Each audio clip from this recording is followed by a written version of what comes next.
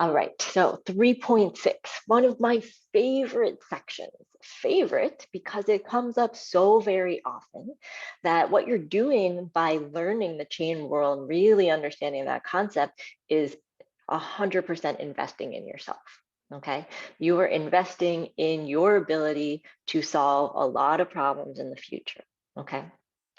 And what I like about it is sometimes folks don't realize that it's such an important rule that comes up so often that they're like, oh, I don't know, I just didn't really get it. And then they find themselves in a world of trouble later.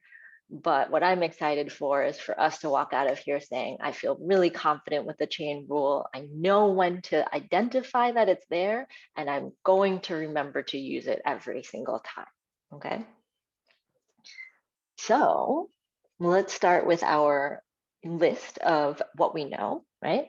And so things we know, this list continues to grow as we go through our unit, but we've talked about average versus instantaneous rate of change. We've talked way back about the formal definition of the derivative. We've learned a bunch of rules, so many rules. And yesterday we learned about derivatives of trig functions, okay?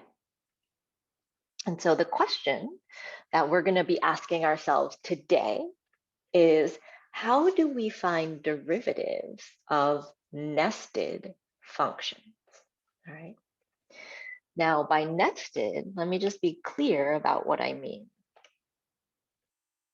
When I say nested, what I'm saying is a function composition.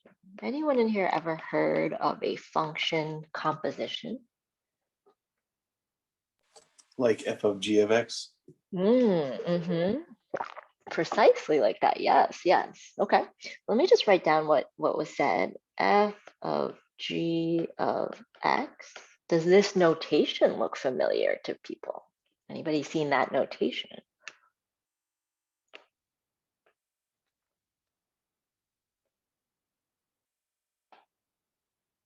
All right. Can someone tell me a different way that I can write f of g of x?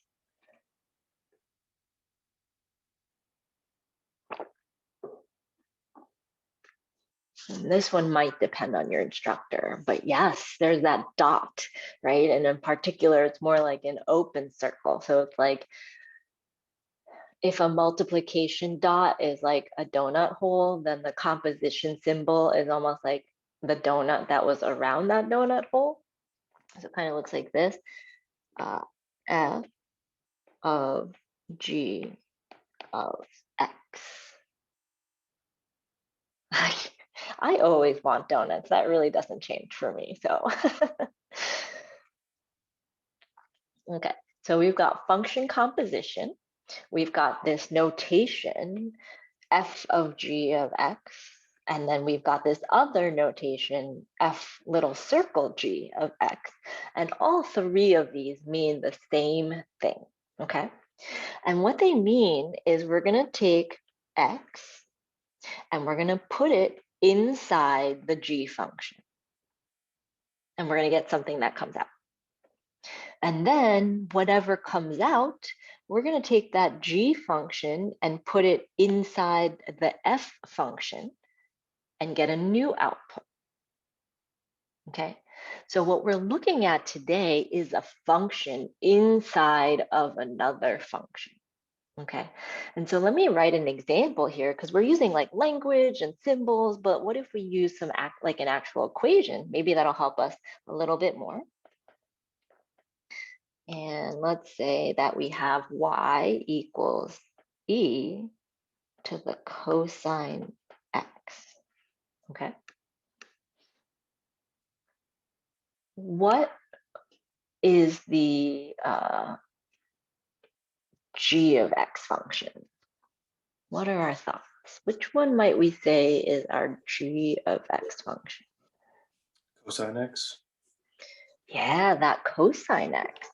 So it turns out that we're putting cosine x into another function, all right? So we're going to refer to this as the inside function.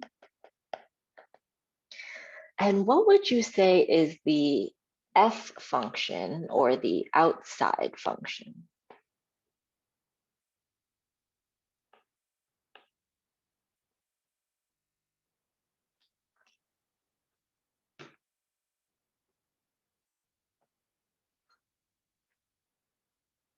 Okay, so it turns out that e to something, e to the x, is going to be our outside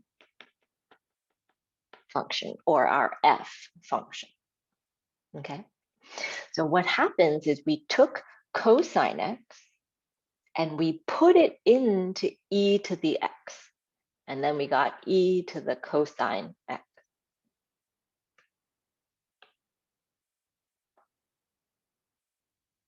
What if I wrote it the other way though? And I said y is now cosine of e to the x. What would I say is my inside function?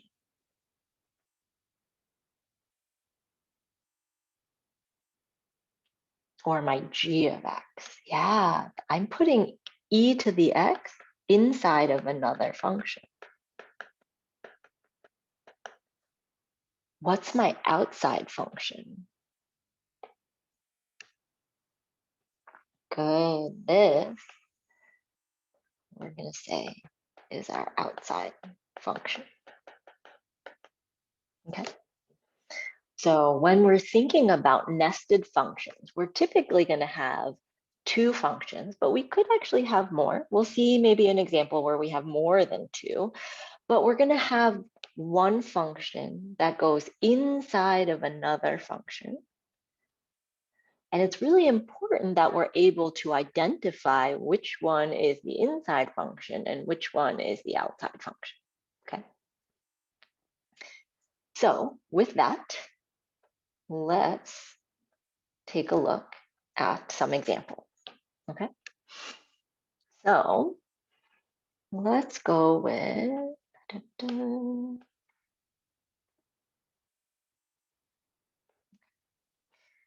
all right. So if I look at example one here, right, let's zoom in on example one. We have y equals 3x minus 5, that quantity squared. Okay. Now, how did we solve questions like this last week? If I asked you to find that derivative, how did you find that derivative?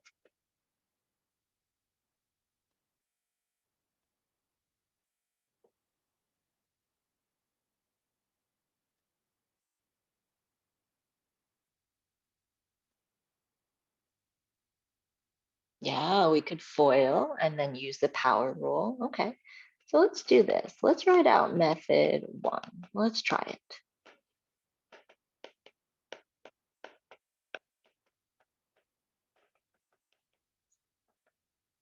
Okay, so we would say y equals, let's see, this would be 9x squared minus 15x, 30x plus 25.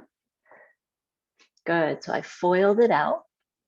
And now I'm going to go ahead and take my derivative and I get 18x minus 30. Okay. No, you're right. It is our a squared plus 2ab, but it's actually going to be minus 2ab because it's 3x minus 5. Okay. So method one we learned is, well, when we were just, all we knew was power rule, our goal was get it to power rule, and then we're good to go. Okay. What might be another way that we could solve this? And I say that there is actually another way that you already know how to. Ooh, yes, we could use product rule here, right? So method two, let's say, is product rule. And product rule usually uses a little more space, so we'll move that up here. And so we would set u equals 3x minus 5 v is also going to be 3x minus 5, right? Because I'm squaring it. So I'm really saying 3x minus 5 times 3x minus 5. All right. What's our du and our dv? Yeah, they're both going to be 3. Okay. And then y prime will equal, let's see, 3 times 3x minus 5. That's my u dv plus my v du.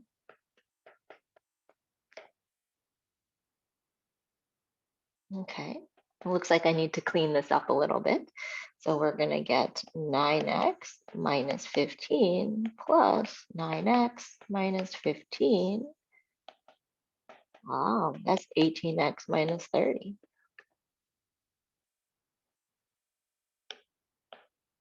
So we've got 2 methods so far. Method 1, we used FOIL and then power rule. We got 18x minus 30. Method 2, we used the product rule.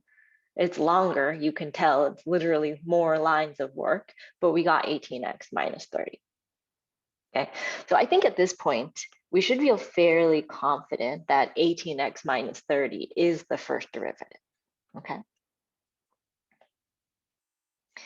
But as always, we are going to learn a new method. And this one, we're going to use chain rule, okay? So I'm going to rewrite the problem over here just so we can see it. Y equals 3x minus 5 squared, all right? Now I'm wondering if you can tell me what the inside function is here.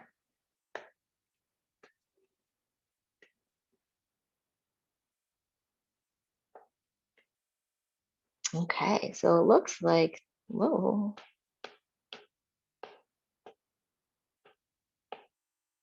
This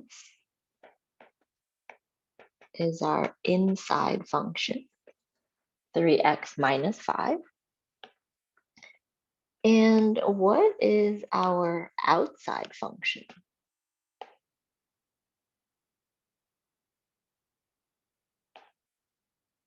Yeah, it's going to be this x squared is going to be the outside function.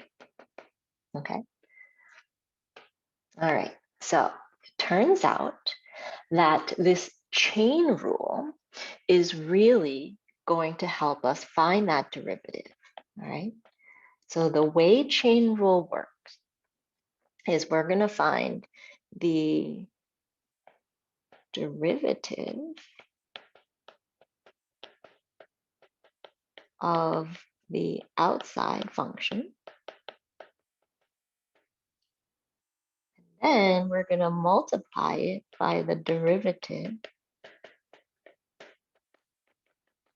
of the inside. All right, so what do I mean when I say find the derivative of the outside times derivative of the inside? Well, if we know that our outside function is something squared, then that first piece is going to be 2 times that something to the first power. So I'm going to use the power rule here. All right.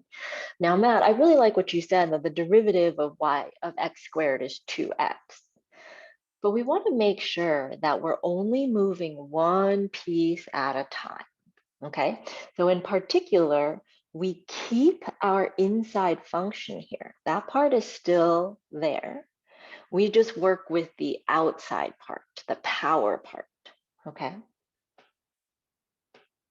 So this derivative of the outside, we use our power rule.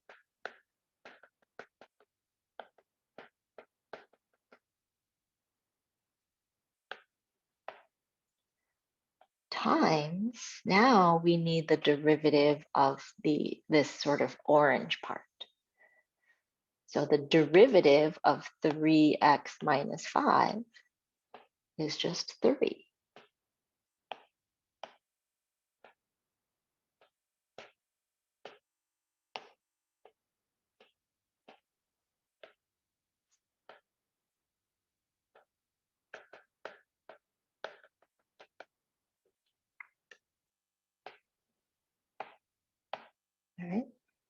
Now let's multiply this out a little bit because we've got a lot of parentheses. So I can take 2 times 3. That gives me 6. So I get 6 times 3x minus 5. And when I distribute that 6, 18x minus 30.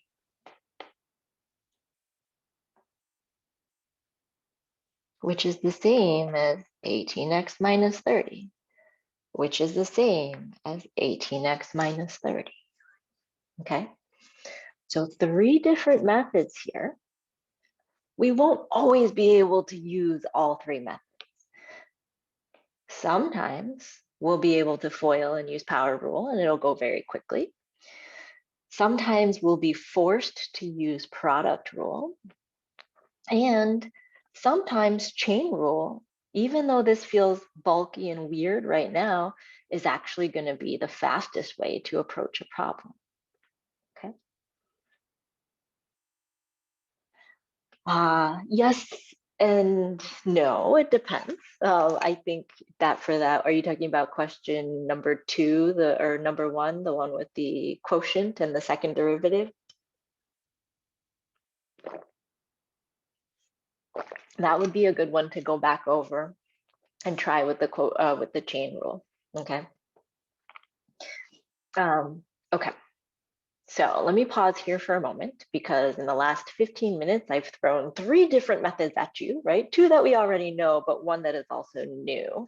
And so I'm wondering if we have any questions right now. And it's okay if we're just like, we don't have questions yet. All right, so let's see, we've got 1. So the derivative of the outside function will always include the inside function. That is correct. Okay, that is correct. So it's almost like we're going to change the outside first. We're going to take the derivative of the outside first, and then to compensate for the fact that we have something here that's not just x, we have to multiply by that derivative of the inside.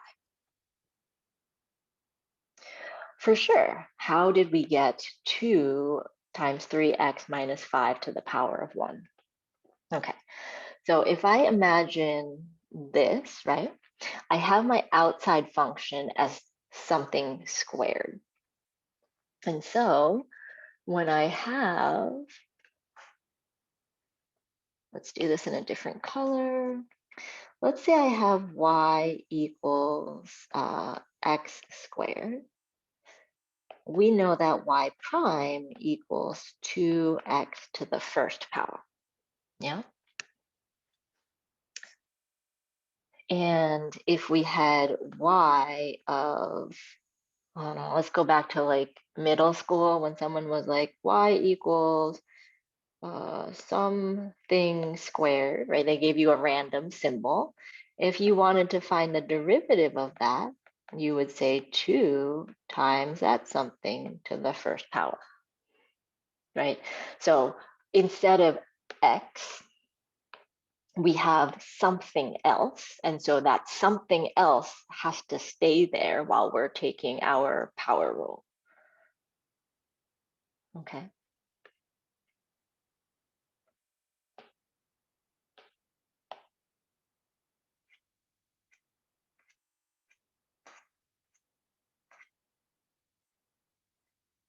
All right.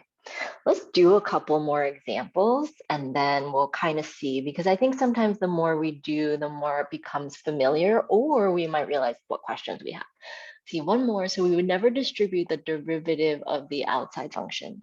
Do you mean like multiply this out, like 2 times 3x minus 5? You can do that. I think I just collected the 2 and the 3 together because they're both constants. So then I only had to distribute 1 term instead of like the 2 and then the 3. Okay. And one thing you do want to be careful about though, we can only distribute because this power is 1. So if this power were like 5, you would want to FOIL that all out first before you distribute. So in that case, I would just leave it. I wouldn't distribute it. Okay. So let's try example 2, okay? And we're gonna try example 2 only with our chain rule and kind of think about that idea of what's my inside function, what's my outside function, okay? And let's try a few different ways of writing this too, because I think sometimes when we can write it differently, it might click a little bit better, okay? So in this case, in example 2, what is the inside function?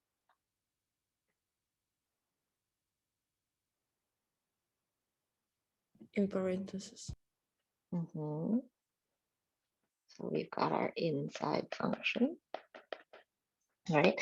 And what's our outside function? Good, it's gonna be something squared, right?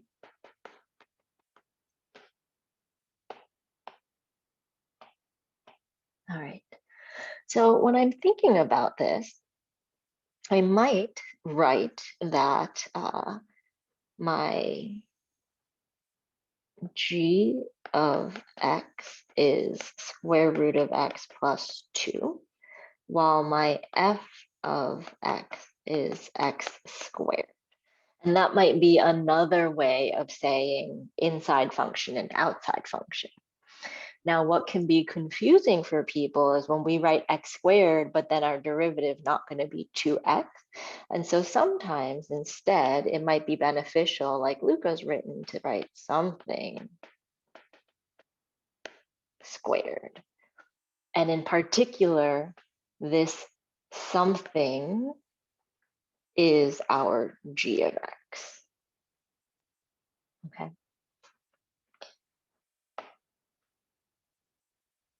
If we want to take our derivative using our chain rule, then we're going to take y prime, and we're going to say that's going to be equal to the derivative of the outside times the derivative of the inside. And like Sherwin said earlier, when we do the derivative of the outside, we're going to keep this something the way it is. So this square root of x plus 2 is going to still be there. And so the first thing we're going to do is do power rule for our something squared. So that'll be 2 times that something to the first power. And then derivative of the inside, derivative of square root of x plus 2 is going to be 1 over 2 square root x.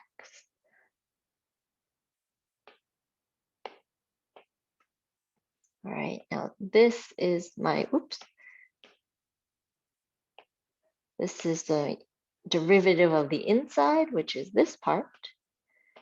And then our derivative of the outside, which is this part. Okay.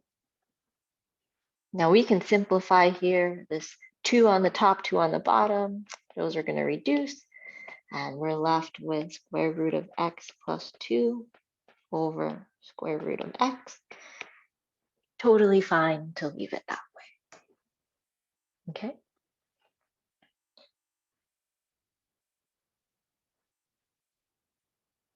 All right, I'm going to work through number 3, and then we'll kind of zoom back out, take a look at these 3 examples and see what kind of questions we have, okay?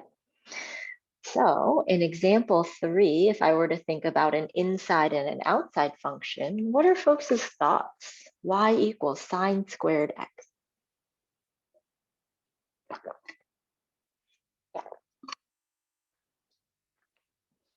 What's my inside function and what's my outside function? Ooh, okay. I think you have hit the nail right on the head. What might be more useful for our brains is to remember that sine squared x is the same as sine x, that whole quantity squared, right? So just like I don't have a good example on this page, but just like we rewrite functions to help ourselves out when we take a derivative,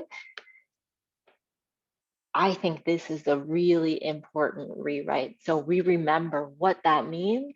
And especially now that we know there's this chain rule thing where we have to do and identify the inside function and the outside function, I argue that this right way of writing it makes it so much easier to tell what's on the inside and what's on the outside. Okay. So now that we've written it like this, I think we might see that our squared is still the outside function. And that this time, sine x is my inside function. Okay.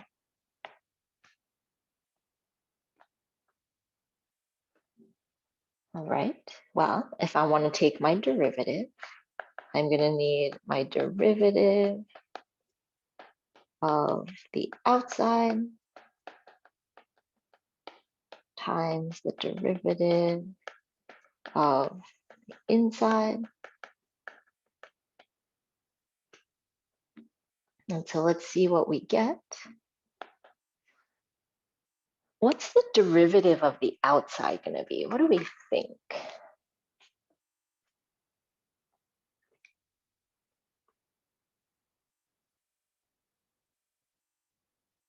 Good. We're just going to use that power rule and we're going to keep that sine x there. So 2 sine x to the first power. Now, what I really like about folks who are writing that first power right there is because what if this power was 3? This would become 3 sine x squared, right? And so even though we're using the squared as our example here, we're still using power rule. We're going to bring that power down and we're going to lose 1, okay? All right, now times derivative of the inside. And from earlier today, we know the derivative of sine is cosine. And so we've got 2 sine x cosine x as our derivative of sine squared x.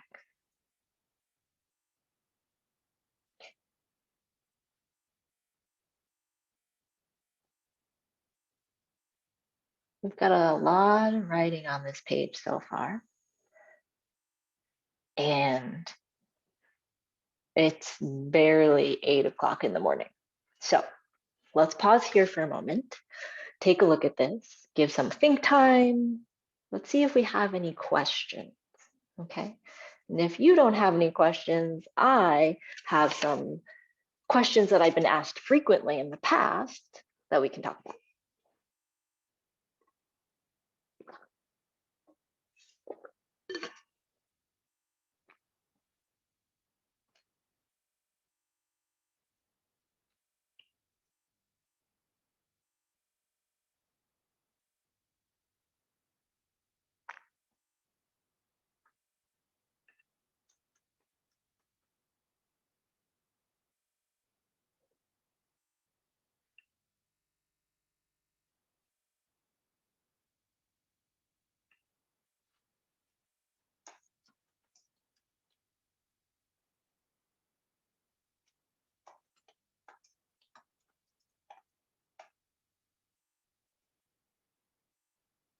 All right, it's a little hard, a little harder when we're remote for me to, see why, like, or do we have questions or do we have confused faces? What's going on? But I see we have one question in the chat. Why doesn't the sine x go on the outside go to the cosine x as well? I'm not quite sure what you mean by that. Do you mean like, why didn't we distribute it here? Or am I not interpreting your question correctly?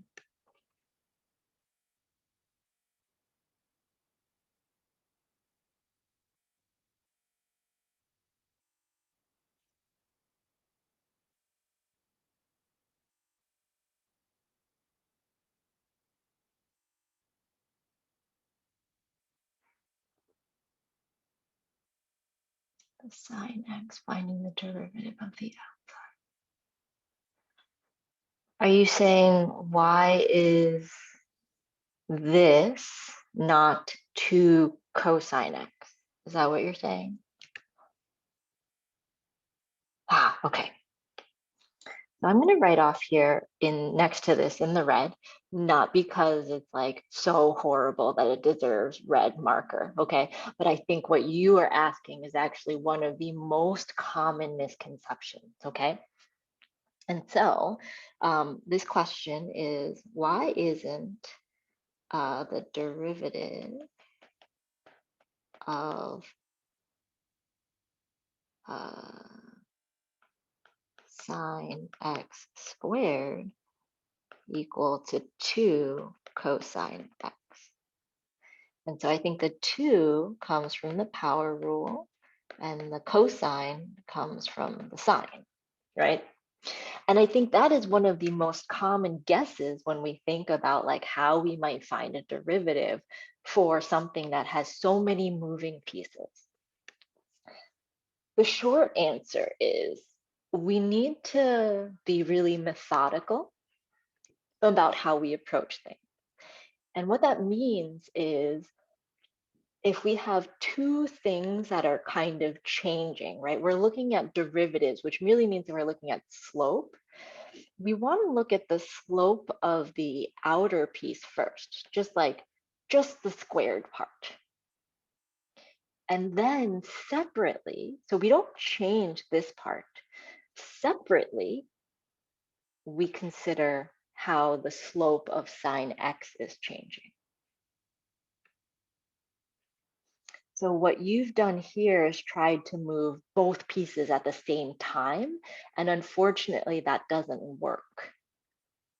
Okay, we have to make sure we try that we move one thing first, we see how that changes things. And so that would be the outside function. And then separately, we move the inside piece and see how that's changing. Okay.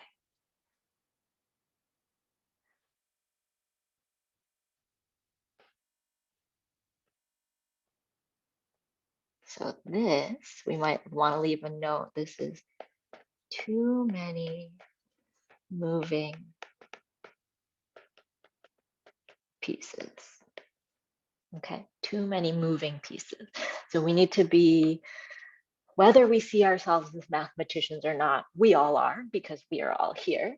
And so as mathematicians, we want to be really methodical and think, let's change one thing first, and then let's change another thing so that we can see how they change together, okay? All right. Let's go ahead and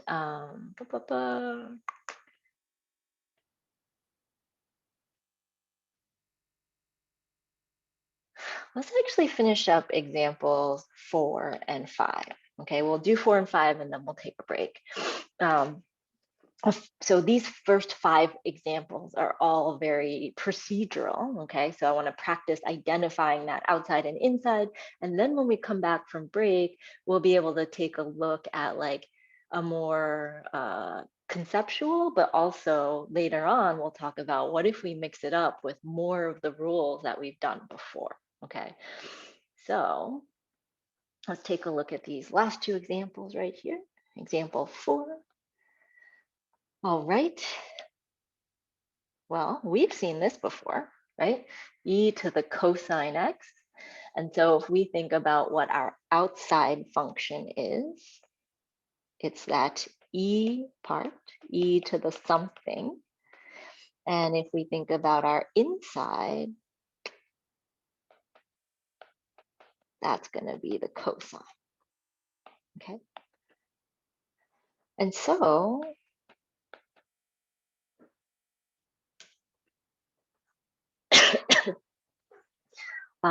this is a great time to remind us that there has been a video posted for exponentials and logs, all right? So on your time, and you'll probably need it to do quiz 6 on your time. Watch video for 3.9. Okay, so this is already on Canvas 3.9. On your own time, watch that so that you can figure out where we're getting these derivatives with e from.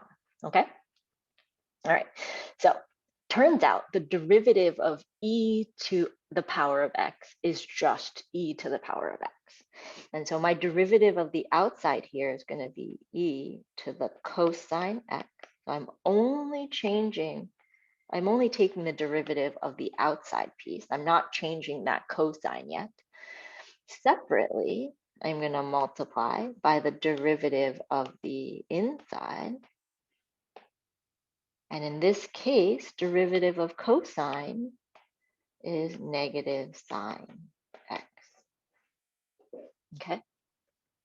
And if we were to think about this in sort of symbols, this would be f prime, but I'm keeping my g of x. And then the derivative of the inside, we could say, is g prime of x. Right. Now, I know we said earlier that the trig functions typically go at the end. They go after polynomials, but the e's, those typically go even further at the end. And so we might rewrite this as negative sine x e to the cosine x, and that would be our derivative. Okay.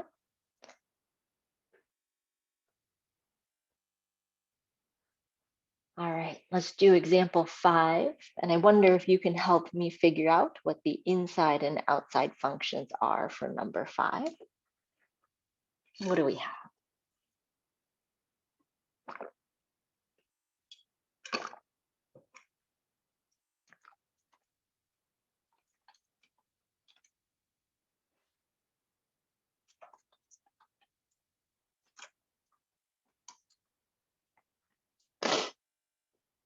Use 1 for the power. Use, oh, okay. Okay, yeah. So you know what? Let's go ahead and rewrite this one. Let's write this as x squared plus 1 to the power of, just like Diego said, power of 1/2. Now, this is way easier to see what's on the inside and what's on the outside, I think, right? And we've even started to set up our rules. We've got our outside, that square root or power of 1/2. And the inside is our x squared plus 1. Okay. So if we want to take that derivative, we're going to do 1/2 x squared plus 1 to the negative 1/2, right? That's using the power rule to help us find f prime of g of x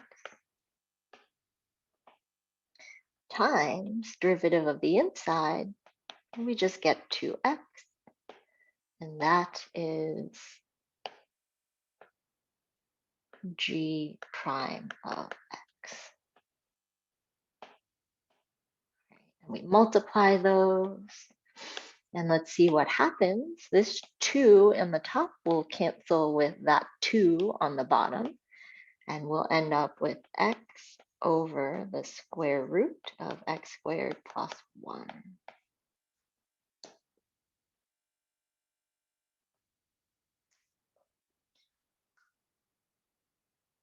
All right. So before we go on break, I just want to say that it is okay if you're looking at today's lesson being like, oh shoot, this is a lot. Okay. It is a lot because if you have been sort of relying on notes to figure out what is the derivative, what is that power rule. Now we have so many layers that if some of those layers aren't internalized, then it feels like a lot, okay? The good news though, is with these kinds of questions, you can do a bazillion practice problems and it will feel more achievable. Okay, it will feel more attainable. I think Paul's online notes has maybe like 30 to 40 worked out examples of chain rule. He has so many practice problems for all of these kinds of derivatives. So yes, you get to sleep in this weekend, but if this lesson feels overwhelming, it's not too late to say, I'm going to dedicate this weekend to just doing a bunch of derivatives. So when I walk in on Monday and we learn even more rules, it's actually not going to be that bad. Okay. Yeah. Yep. There's a lot of layers for sure. For sure. Okay. But here's the deal. You can choose to say, oh, this just is so many layers. Or you could actually change that for yourself. Okay. I'm not saying that it's easy. I'm not saying you won't cry during the process. Okay. But the goal is if we're going to cry about calculus, let's cry while we practice and then feel super good walking into an exam rather than crying during the exam. Okay. I would prefer you cry during homeworks and quizzes and even class than the exam. All right. I mean, I would prefer that you don't cry at all, but sometimes we can't help that. All right. So let's take a break. It is 10:12. Let's be back at 10:25. Okay. So let's be back at 10:25. We're going to work through a bunch more practice problems. All right. But I promise you, you will learn infinitely more if you do these problems by yourself. Yes, sorry, 8:25. You will learn infinitely more if you do these on your own or if you come back and redo these without having someone walk you through them. Okay. So keep that in mind. I'll see you back here in about 13 minutes.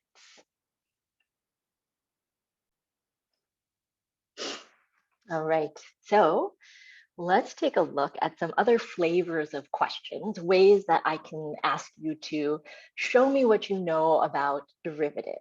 Okay, and so in particular, we're going to focus on this idea of using symbols. And we might recall that from before break, one thing I started writing was derivative of the outside was f prime of g of x. So I'm only changing the outside, not the inside. And then derivative of the inside was g prime of x, okay? And so this notation is going to be particularly useful for us when we take a look at equations where we don't even have the function, we just have the idea of a function, like an f of x or a g of x, okay? And so let's take a look at this table. So in example 6, it defines h of x as f of g of x. And so if we were to use our notation from earlier, we might notice that this g of x is the inside function and the outside would be f of x or f of whatever's on the inside, okay? Now, notice that this is asking us for h prime of 1. And so one thing I want us to get really used to is writing h prime of x in terms of symbols, okay? So how would I find h prime of x, or how would I express h prime of x using f of g of x?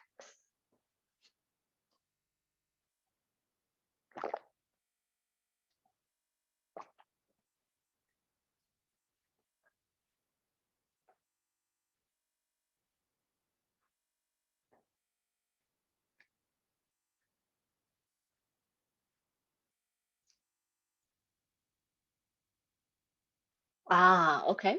So we've got part of the answer there. I agree that the first part of this will be f prime of g of x. And that will actually tell us about the derivative of the outside. Good. Times, now let's figure out how we look at the slope of the inside function. So that's going to be g prime of x. All right. So we've got our outside derivative times the inside derivative. All right. And so writing out this step is important for our brains because we don't want to plug in 1 until the very end. Okay, if you start plugging in things too early, you're going to run into issues, and those issues will likely be you're going to get 0 for a bunch of answers, and that's not always the case. All right, so once you've got your general derivative, now let's plug in 1. So f prime of g, wow, let me write this a little bit better, f prime of g of 1 times g prime of 1. All right. Now, one thing I want to caution you on, just like we were patient with doing derivative of the outside times derivative of the inside and only moving one piece at a time, when we substitute here, it's so important that we take this step by step. And the reason being, when we try and skip some steps, we end up setting ourselves up to not be successful for future types of problems. So I really want us to focus on that idea of developing patience and making sure that we plug in appropriate numbers sort of step by step. And so if I look at this last term here, g prime of 1, I bet you can tell me what that is from the table. Anybody know what g prime of 1 is from the table? Yeah, okay. So part of this is also reading the table, right? I know I want g prime, so I'm going to go to the g prime column, and I want g prime of 1. So x is 1. So I go over to the g prime column, and I get 6. All right. What does that mean? It means that g prime of 1 I can replace with 6. All right. Now that's not where I want you to be patient. Where I want you to be patient is this next part. I need you to tell me what g of 1 is before we can find out that f prime. So according to the table, what is g of 1? Good. So we go to the G column and 1 row and we get 2. And so I'm going to take a moment to write out all the numbers that I have so far, which is f prime of 2 times 6. So 2 comes from the G of 1, and whoops, 6 comes from the G prime of 1. Okay. Now we're ready for what Sophia put in the chat, which is f prime of 2 is the last thing we need to find, and we can use the table for that. So we're going to go to the f prime column, and we're going to go ahead and find where it meets 2, and f prime of 2 should give us 5. And so we end up with 5 times 6, or 30.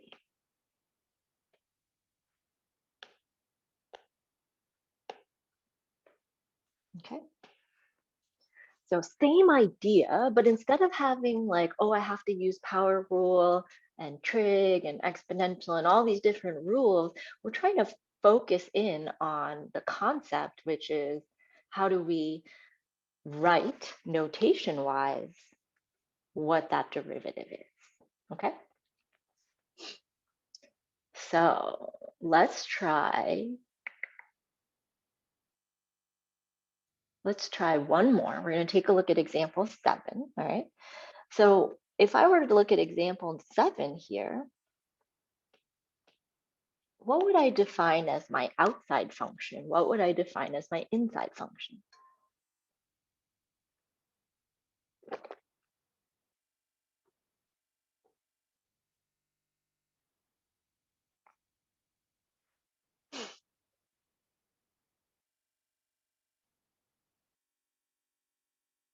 Good, good, good. Okay, so the outer one is going to be the G part, and the inner one will be the f of x part. Okay. All right, now we have a different function. We've called this k of x, and we want to find k prime of 1. So we're going to start the same way. We're going to say k prime of x equals, and how would we write in symbols what the derivative of k of x is?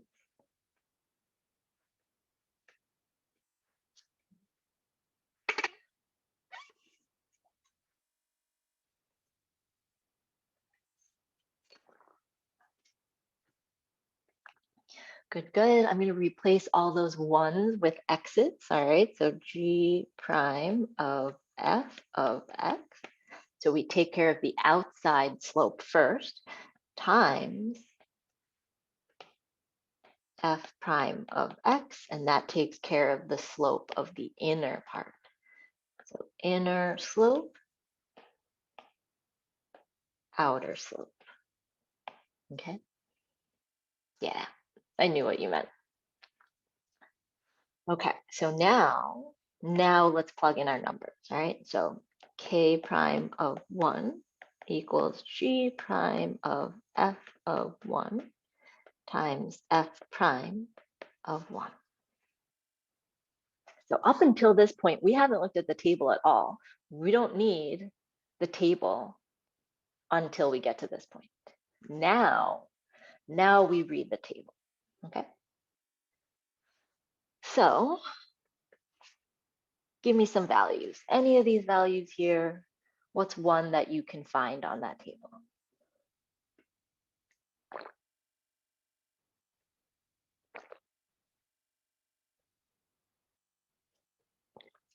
F of 1 is 3. I like that. I like that. Let's keep that purple like we did the last one. So F of 1 is going to be, oh no, Judy, don't do that. Let's see. Let's do this. F of 1 is 3. We're going to need that value. All right. I see F prime of 1 is 4. So F prime of 1 is 4. Okay. All right. So I think that's a good start. So we'll get G prime of 3 times 4. Okay. Can someone tell me why this does not equal G prime of 12?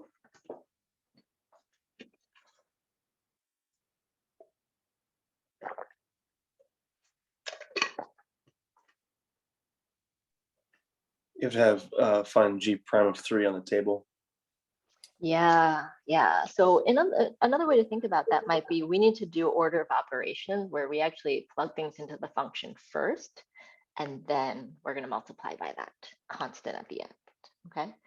So let's find G prime of 3 on the table. And G prime of 3 should give us 9, I believe.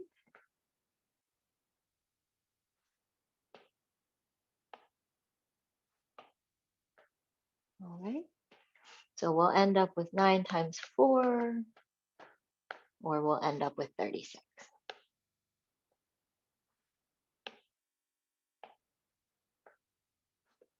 Okay, perfect. Great, great. All right, questions on the table.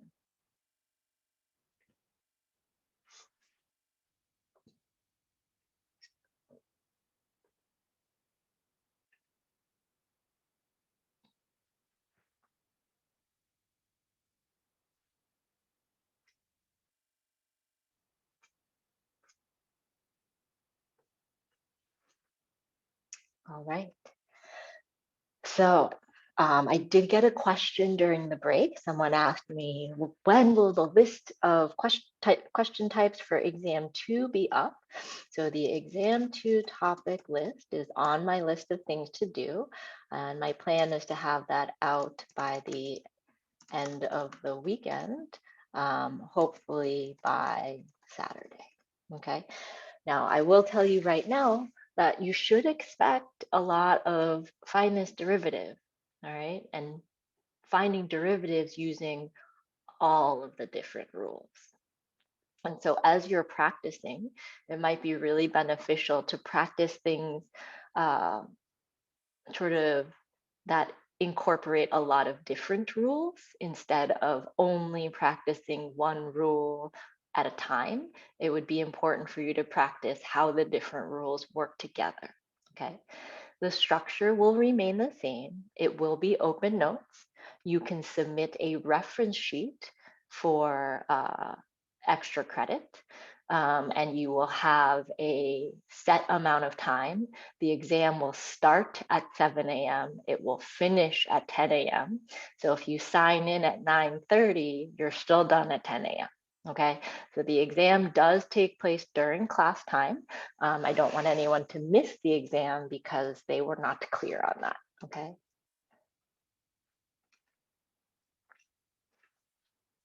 All right, if there are no other questions on the table right now, what I'm gonna have you do is on your own time, you're gonna take a look at questions 8 and 9, okay?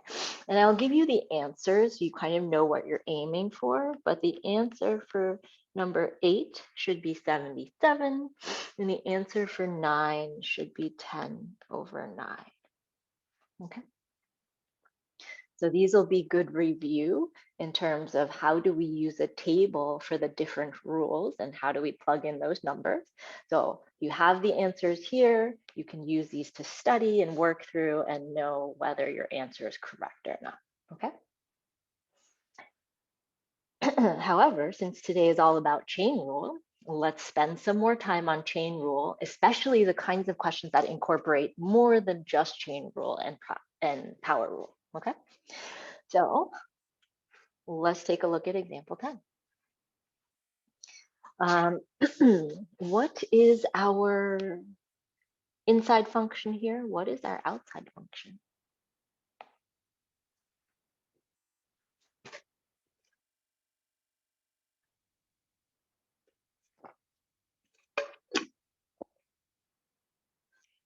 Good, I agree.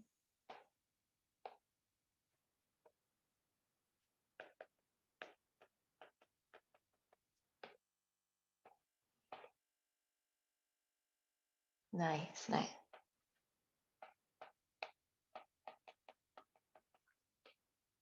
Okay, so if I were gonna find my y prime, I'm gonna have my derivative of the outside times the derivative of the inside. And so with our derivative of the outside, we're gonna have 7x to the 5th minus 4x plus 8. And then I need to do times the derivative of the inside.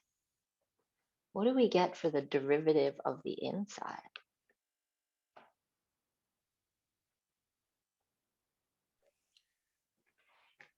Professor, is that to the 6th power? Ooh, thank you for catching that, okay? I can't tell you how many students I've seen work through an example on a test and they're like, yep, I gotta bring that power down, and then they forget to subtract that power, right? And so we wanna make sure we do not make that mistake. You are right, it should be to all of that to the power of 6, okay? And Catherine, to your point earlier, in this case, I would not want you to spend your time multiplying that out 6 times. That doesn't seem like a good use of time. So this would be a great example of when you should not distribute. You should just kind of leave it that way, okay? And looks like Johanna's got our derivative of the inside here for us. And that is not 35 as the coefficient, okay? So I wonder, I agree with part of what you have. I think that is, there is an x to the 4 minus 4 situation here, but I disagree with that coefficient. What might we need that coefficient to be?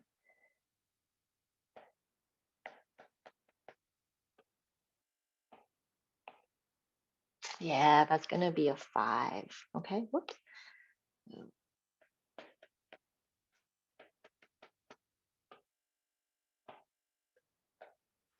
Does that make sense why it's a 5 and not a 35?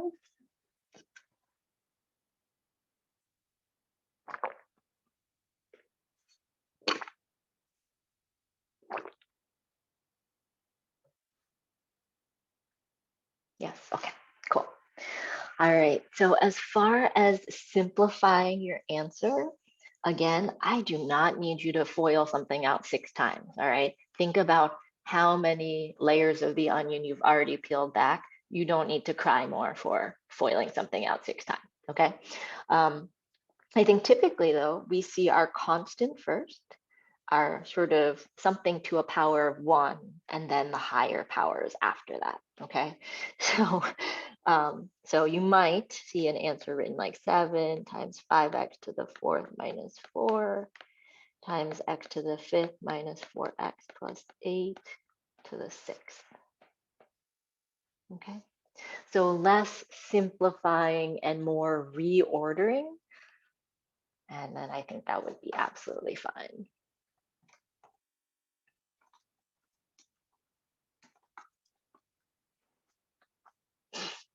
Okay. All right. Well, buckle up, folks, because we're about to get a little crazy with example 11. Okay. So, example 11. Before we start, I see that square root. And so, what I'm going to do is go ahead and rewrite this as 3x plus 1 to the 6th times 2x minus 5 to the 1/2. Okay. It's so easy to get lost in this. I don't want us to start writing any derivatives yet. Let's be patient. Let's be thoughtful. What rule or rules are we going to need here?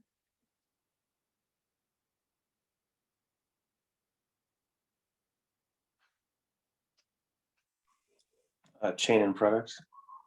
And We're going to need power. Yep, I agree. Power, chain, product. All right, so we've got all of these.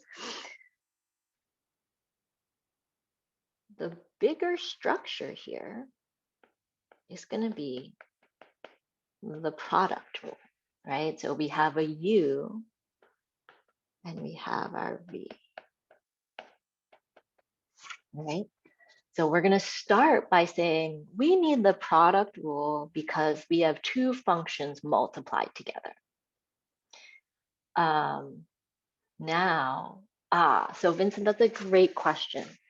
No, it doesn't always come before chain rule. It depends on the question. And that's why we want to sort of talk through how we know that, okay? So one of the most dangerous things we can do for ourselves in math is be like, oh, this is always this way. A lot of these problems require us to understand how we're making those decisions so that we can make different decisions for a different problem, all right? Now, the reason why I'm going to have product rule first is because the larger structure here is something times something else. When does chain rule come into play? When I find my du, I'm going to need chain rule.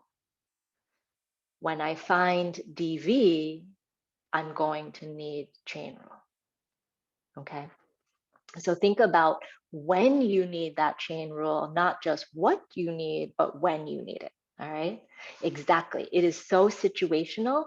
And so that's really where we want, when you guys are studying, if you're studying together in a group or something, challenge each other to say not just what rules you're using, but what order you think you're going to use it in. Okay, I think that's going to be one of the best ways that you can prepare for the exam next week. Okay. All right, so Good thing we just learned chain rule. What do we get for du? Okay, take a moment, see if you can sort of ignore the v part for a second, and let's just imagine we had u equals 3x plus 1 to the 6th. How would we find our du? Okay.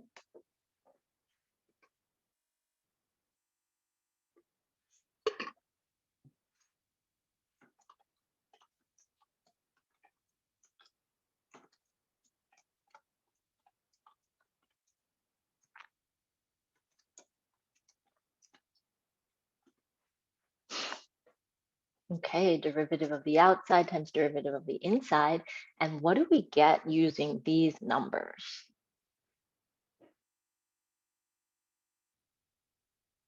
Yeah. Let's take that maybe one intermediate step. You have the correct answer. But the first thing we should do is do 6 times 3x plus 1 to the 5th, right? We don't want to make the mistake that I made in the last one. You got to subtract 1 from that power. Times, how did Sophia get an 18 in front? Because it looks like I have a 6 in the front.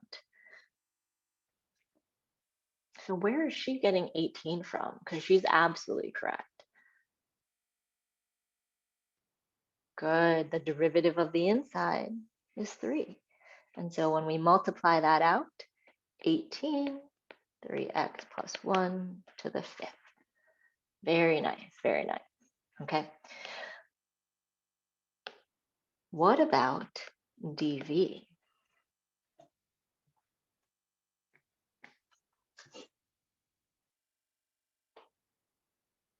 Two x minus 5.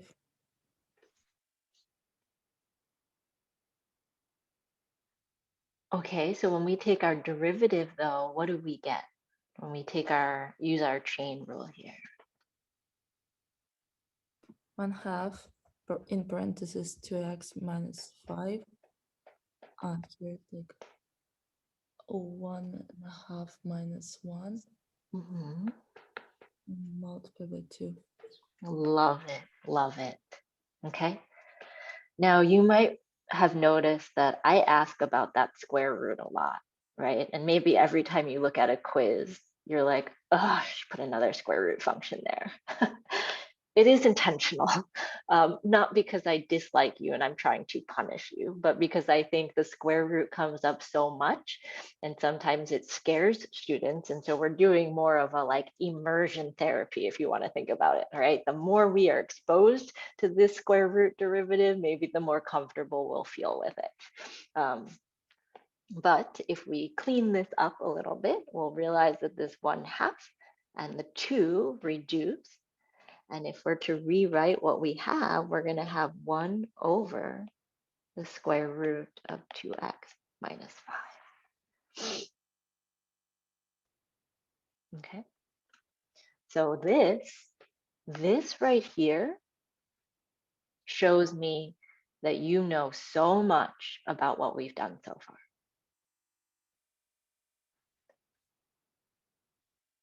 For the students who forget to use the chain rule here, like they forget the 3 and they forget that 2, that's a problem. Okay, it's not just forgetting one thing, it's actually your whole answer is going to be off by some multiple. So it would be so important as you're studying this weekend to think, did I get that set up right? Okay, do I understand which situation calls for which order? That is where we should really focus that brain power. Okay.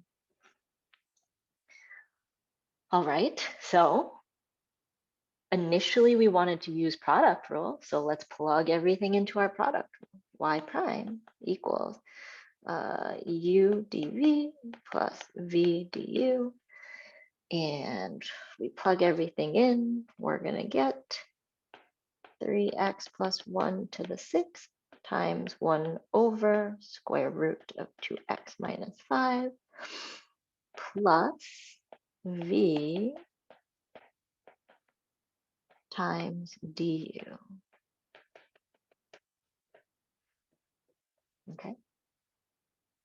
There's really not a lot I would expect you to clean up here. It's more of reordering things, if you will. And so if anything, I would do this. 3x plus 1 to the 6th over the square root of 2x minus 5. So turn that into a single fraction, plus 18 square root of 2x minus 5 times 3x plus 1 to the 5th. Okay.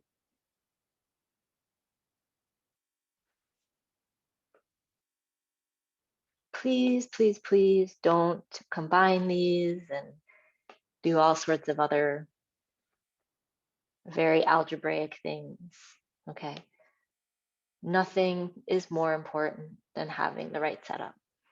Nothing is more important than having that right setup, okay? One more reason why I'm kind of like, don't simplify is because, especially if you feel rushed for time and you're thinking, oh, this is an exam, I want to earn as many points as possible. This is going to get you, this on every single problem is going to get you more points than getting to here and simplifying like 10 more steps, but then not being able to get to some of the other problems. Okay, so if we're thinking a strategy in terms of time for an exam, it would be important that we think about how many questions can we get to show that we've mastered the setup for all these things, and know that like putting our answer together at the end and like how far we simplify is really the least important of all of those things.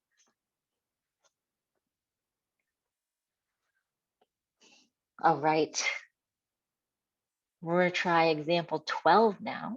All right, so a new flavor that we have here.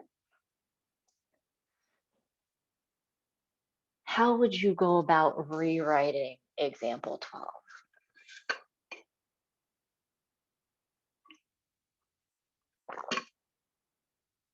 Ooh, I would actually not use product rule. But before we get to the product rule, how would we rewrite this? Okay. Yeah. So tangent of 4x, all of that cubed. Yes, yes, okay. I can't tell you how many students I've seen say that it's tangent cubed times 4x. I'm going to put a sad face there because I will be sad when I'm grading it. You will be sad when you get your grade back, okay? Anytime you see tangent or sine or cosine, you need to think, what is being sined? What is being cosigned? What is being tangented? Okay, you have to have an argument, something that you are tangenting, something that you are signing, something that you are cosigning, all right? And that's why that exponent, right, we write it this way, but we need to understand it's the same thing as taking that entire quantity and cubing it, all right? And once we do that, it becomes a little bit more clear that chain rule should actually be our primary rule as we move through this, okay? What's our outside function here?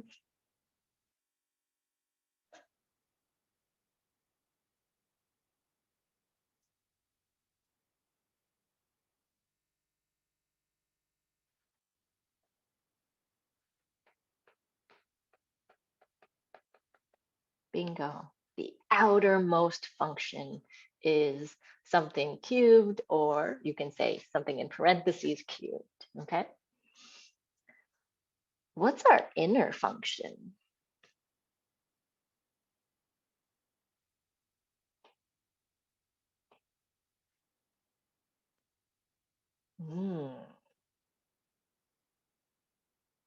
Okay, I'm gonna say that's an almost, okay? Remember earlier in the lesson and I said, we're gonna look at chain rule, and most of the time, we're gonna be looking at things that only have like an inside and an outside. This is an example where we actually have an inside, an outside, and a middle.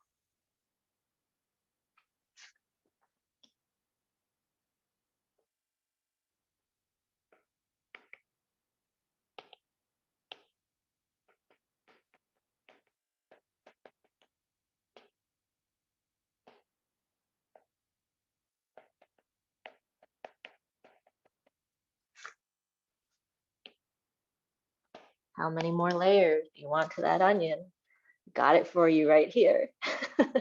Okay, so we can have multiple, I know. All right, we can have a function inside a function, inside another function, inside another function. And that would just mean we would use chain rule 4 times. Here, we're going to use chain rule 3 times. Okay, so just like we did before, and you folks did super great on this, we just want to be really patient with ourselves and really show every single step. So let's start with the blue. Derivative of the outside is going to be 3, leave the inside, squared.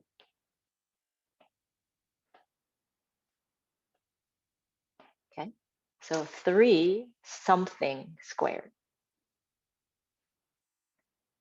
times, now we don't go to the inner one, we go to the middle one first.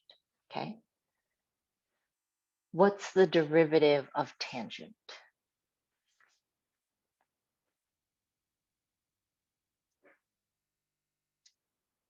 Good. Secant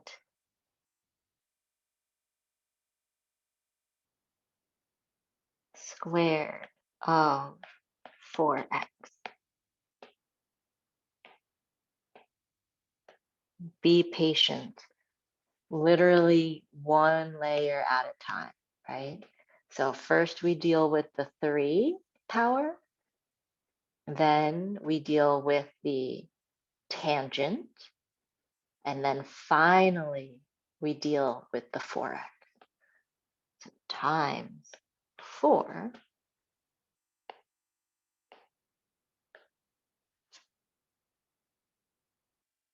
And that, my folks, is a 3-part chain rule. You've got an outside function, a middle function, an inside function. Not a lot to sort of quote unquote simplify. Maybe take the 3 and the 4, bring them together to the front. 12. Tangent squared 4x, secant squared 4x. No. You know what though? Onions make you cry, but once you cook them, they're so very delicious.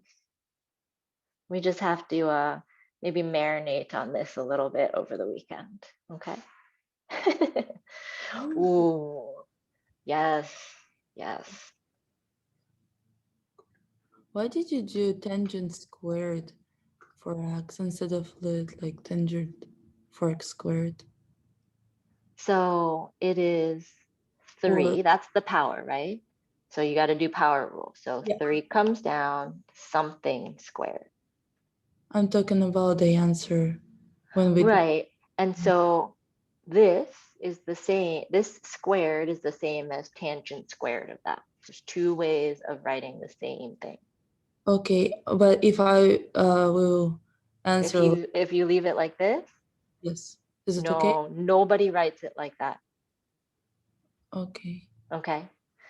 And let me sort of give a backstory to this. I mean, some things is like, oh, why are mathematicians being so picky? But let's say this was like once upon a time before we had fancy technology like this, and you wanted to tell someone sine of x squared. What are you squaring? The x or the sine x?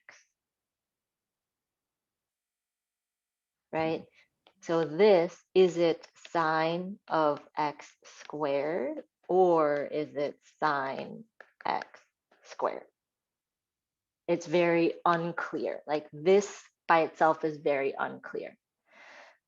So what mathematicians said is if we want sine x squared, let's just put the squared in between them so that we don't get it confused with this, because those 2 will give you different values. Right, and so because they didn't want us to get confused, that's why the power goes in between them. Okay, thank you. Okay, all right. Did you use the exponent 2 for the secant squared or? So the squared here is because the derivative of tangent is secant squared. Yeah, okay. All right, folks, we got one last example today. I thought we would finish off with some chain rule and trig, which, you know, what better way to send you off into the weekend than chain rule and trig. So we've got one last example here. Example 13, lucky number 13. All right, determine where the function y equals cosine 2x plus 2 cosine x has horizontal tangents over the interval 0 to 2 pi. Tell me what I'm asking for when I say horizontal tangents. Let's start there.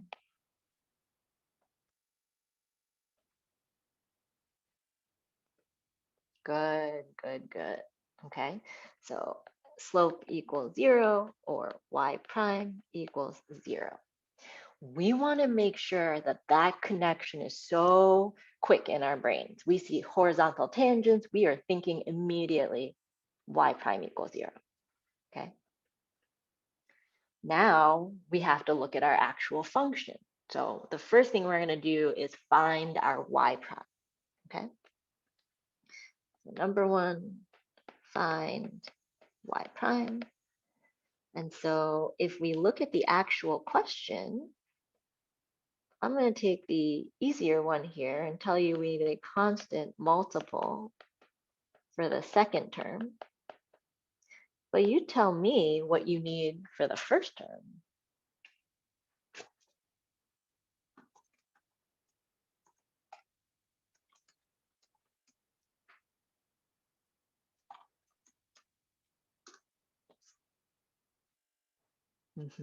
We are going to need chain rule.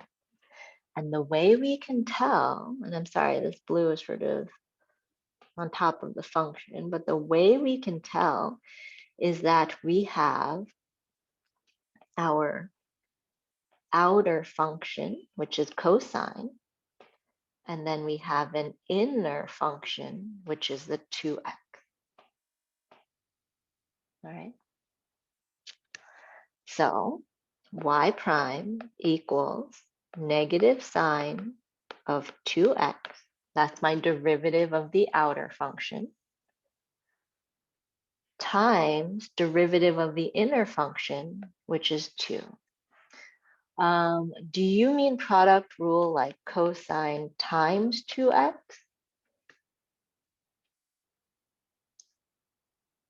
Okay, cosine 2x, I'm going to erase this and I'm going to rewrite it in the red because that is what we don't want. We don't want cosine times 2x. Okay, because every time we have cosine, we need to be cosigning something. What are you cosigning here? The way you wrote it, nothing. Okay, so we need this piece to know I'm cosigning 2x, all right?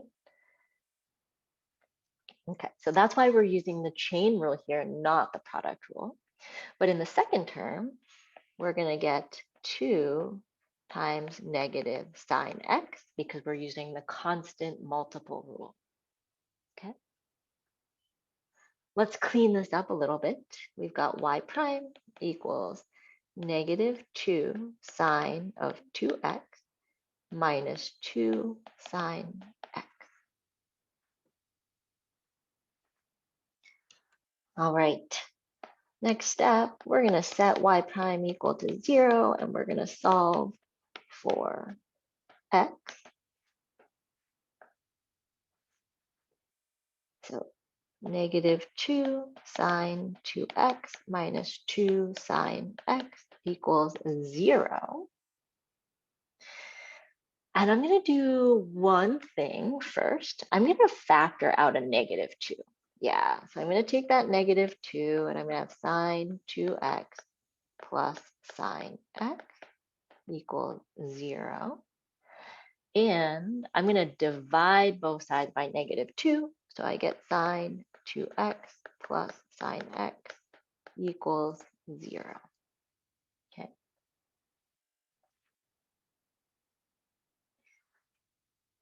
One of the most common trig identities. How can we rewrite sine of 2x?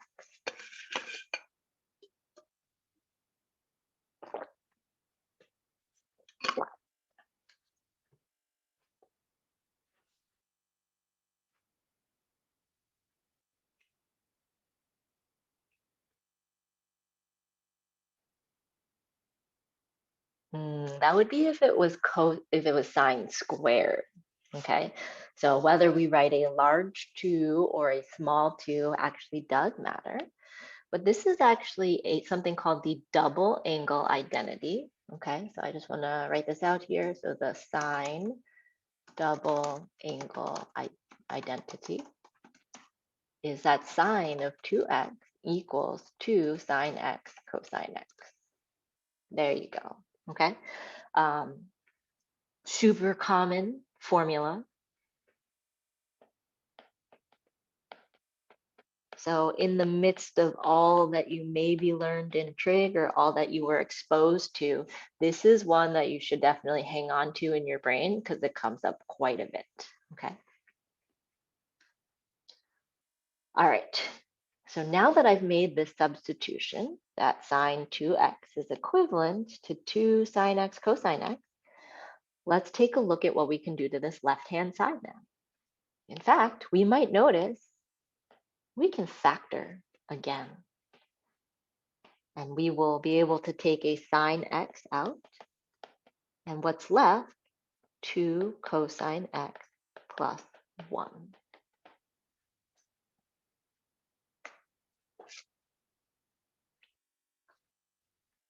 All right. Now is a great time to have that unit circle pulled up because what are we looking for? We're looking for where sine x equals 0 and where 2 cosine x plus 1 equals 0. So if we're to translate this into words, we're looking for what angle have a y value of 0. And it is the sine part that means find the y value. Okay. So take a look at that unit circle. Where do we have that? And remember, we are no longer going to give answers in degrees. We are going to be very sophisticated mathematicians who only give answers in radians. All right.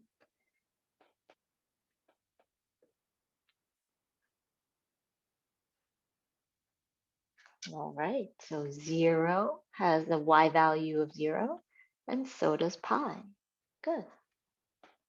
These are some of our answers. We need to solve the other equation to find the other answers. So we'll do 2 cosine x equals -1, or cosine x equals -1/2. And how would I frame what I'm looking for on the unit circle in words?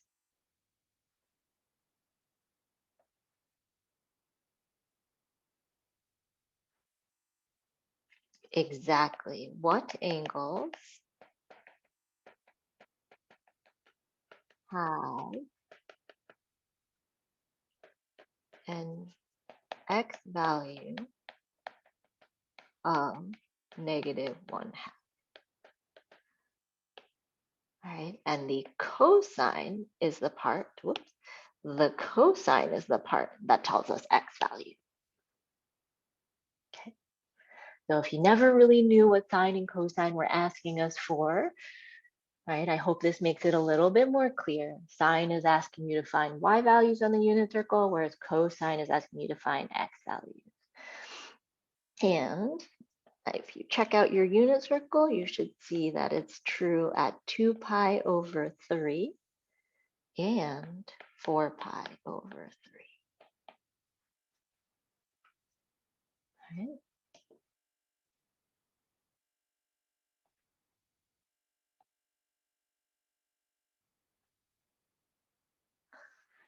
All right, folks.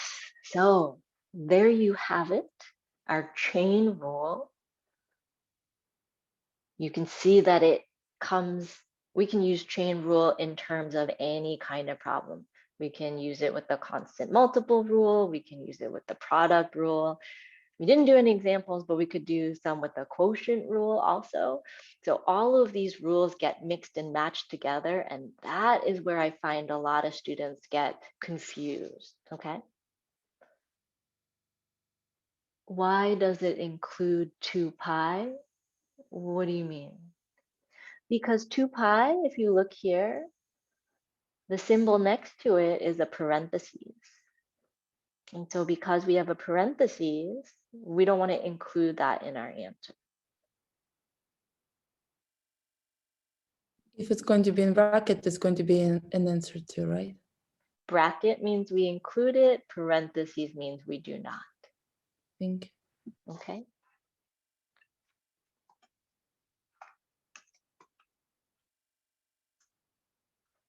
All right. Do we have any other questions here today? We've had some great questions.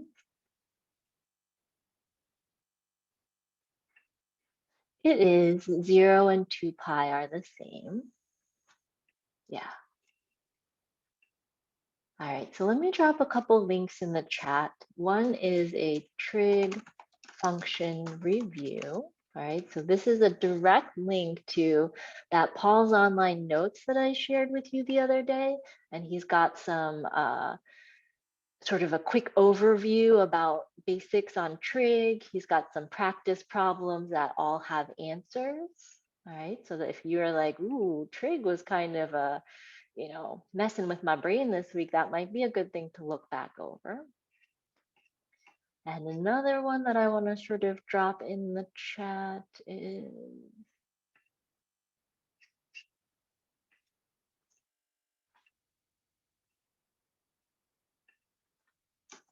chain rule. Yep. And so if you go around to his website, he's got all the different topics that we're covering. And he does have, I think I counted last time, he's got like 30 different practice problems, and they all have solutions, but like step-by-step solutions. Okay. So if you want to spend some time with your beloved Math 150 class this weekend, going to his website and doing a bunch of different practice problems might be helpful. I do have tips on how to do unit circle memorization, and we can certainly talk about that. It's sort of a longer answer rather than a shorter answer, but let me see if I have any of my trig class videos that I can post that might be helpful in terms of memorizing them. Okay. Cool. All right. So folks, I'll give you a very small gift of time in terms of 3 minutes that I went over yesterday, so that's not really a lot. We are done here today. Please make sure you watch that 3.9 video, as I think that is on quiz 6. So you'll need that to help answer some of those questions, okay?